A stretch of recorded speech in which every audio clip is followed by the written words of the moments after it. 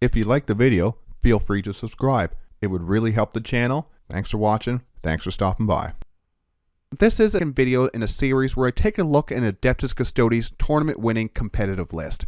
We will look over the list, what detachment the player was using with a quick breakdown of the units in the list. These are not my lists, so I won't go in depth for each unit though, more of a general overview of the tournament-winning list. Our second list is once again played by the World Championship winner, Folger Pyles. I'm sure others use this list as well now, but this list and player won a GT. This is the Solar Spearhead tournament-winning list, once again played by Folger Pyles. It comes to 1,995 points. The Warlord was a Bladechampion with the Adamantine Talisman. The only other character in the list was a Telemon Heavy Dreadnought with the Augury uplink to give it a 5-up Feel No Pain. It had the Arachnus Storm Cannon and the Telemon Fist Weapon.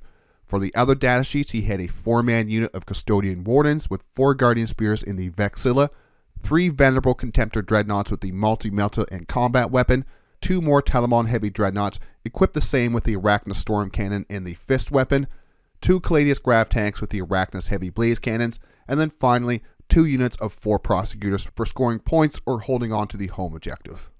Next, we will do a quick unit breakdown of the list. We'll start with the Bladechampion and the 4 Wardens. The Bladechampion has that Adamantine Talisman enhancement, and it works on all 3 melee weapon profiles of the Bladechampion, so damage for Devastating Wounds weapon is scary. The 4 Wardens are to keep the Bladechampion safe while dealing out big damage in the fight phase. The unit will have a once per game advance and charge and a once per game 4+ Feel No Pain. -1 to the wound roll if incoming attack strength is higher than the Warden's toughness 6. The unit will most likely stage with the purpose to push the mid objective. It could even be put in reserves as a rapid ingress threat. This is the highest OC unit in the list with a total OC of 15. Even in the Solar Spearhead, 1 unit of Bladechampion Wardens is very effective. They won't have as much stratagem support, but they will still have that D3+3 pylon and the fight on death. It will be on a 4+ instead of a 3+ since they are not a walker, but still you could do some big damage to the Bladechampion if he fights on death. Next up is our Telemon Heavy Dreadnoughts. One of them is a character that has a 5-up Feel No Pain, which makes him a big, hard-to-kill unit. These are fantastic in the Solar Spearhead. They add a bunch of survivability to the list, toughness 10, 12 wounds with a 2-up save and a 4-up invulnerable, with their Eternal Guardian datasheet ability that gives them -1 to the incoming damage. And like I said, that 1 character Dreadnought will also have a 5-up Feel No Pain. Folger does have the fist weapons with the Arachnus Storm Cannon for some anti-infantry shooting, and then 5 attacks in melee with Strength 12, AP 2, Damage 3. The detachment rule also adds +2 movement and +1 advance and charge to our Dreadnoughts. The Telemon and the Venerable Contemptor Dreadnoughts love Unstoppable to move through terrain and ruins to get the drop on enemy units. Relentless Persecution for advance and charge gives the Telemon an average 21-inch advance and charge threat. Flawless Construction takes incoming attacks that are higher than Strength 10 to be -1 to the wound roll. Emperor's Vengeance for that 3+ fight on death is a bit risky with how tanky these Telemon Dreadnoughts are. Then the 3 Venerable Contemptors that he has in the list, and these are absolutely amazing in Solar Spearhead. The detachment rule brings them up to a movement of 8 and a 19-inch average advance and charge range with Relentless Persecution. They also do not have a degraded profile, unlike the Telemon, who once they're at 5 wounds, they'll be -1 to the hit. The Contemptor Dreadnoughts, they always hit on 2+, whether they're at 10 wounds or 1 wound. So it pairs well with the detachment rule to re-roll the hits of 1 to make these very reliable. Flawless Construction for 1 CP is probably used on the Telemon or the Caladius Grav-tanks. The datasheet is very solid. They have the same melee profile as the Telemons in the list, with 5 attacks, Strength 12, AP 2, Damage 3, and they also have their Multi-Meltas, and they can punch out some heavy damage with them. The best thing though is the Unyielding Agent's ability. The first time this model is destroyed, remove it from play without resolving the Deadly Demise ability, and then at the end of the phase, roll 1d6. On a 2+, set this model back up on the battlefield as close as possible to where it was destroyed and not within engagement range of enemy units, with d6 wounds remaining. Removed from the battlefield means we can use Emperor's Vengeance, that fight on death stratagem, potentially twice per Venerable Dreadnought. An OC at 5 at full strength is great for stealing objectives.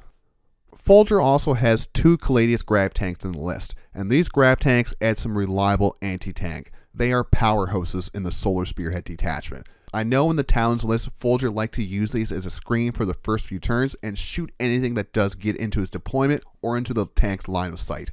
With Unstoppable, you can go through ruins to get line of sight. Punishment and Escapable allows us to advance and shoot, as well as ignore modifiers to ballistic and hit rolls. And then once again, Flawless Construction gives this Grav tank much better survivability. The detachment rule makes these Grav tanks so reliable in the shooting phase. Reroll hits of 1 once below starting strength makes the opponent second guess putting shots into these tanks if they cannot kill them. OC4 goes to OC6 at full strength, a great number for stealing objectives if they need to do it.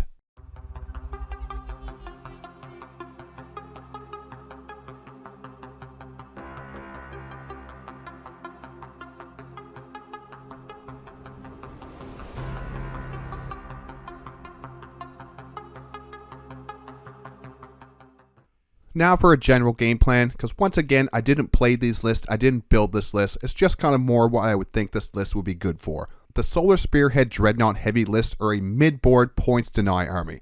The Telemons and the Venerable are to overwhelm the enemy with units that they just can't kill fast enough. A Dreadnought stack checklist with some tricks. There's an enemy unit on objective from OC5 to OC10, you charge a Telemon in, punch out just enough to steal that objective. Get 3 objectives under the Custodes' control, and then spend the rest of the game scoring secondary points and farming primary points, as well as using the Dreadnoughts to deny the enemy points. A Telemon or 2 in the enemy lines early can be the doom of the opponent if they just can't get out of their deployment zone while we're farming up points. So the game plan, deny points while scoring high on the secondary and scoring high on the primary points. Let's finish with some final thoughts. I wanted this video to be a bit quicker than my normal list breakdowns. That way I can get this series out faster, cover any recent Adeptus Custodes lists that have won a GT over the weekend. For now, these will be my own insights on these lists. If there's anything you would like to be added to the series for the next video, throw it down in the comments. Subscribe for weekly battle reports, list videos, and other Warhammer 40K content. And like always, thanks for watching, thanks for stopping by.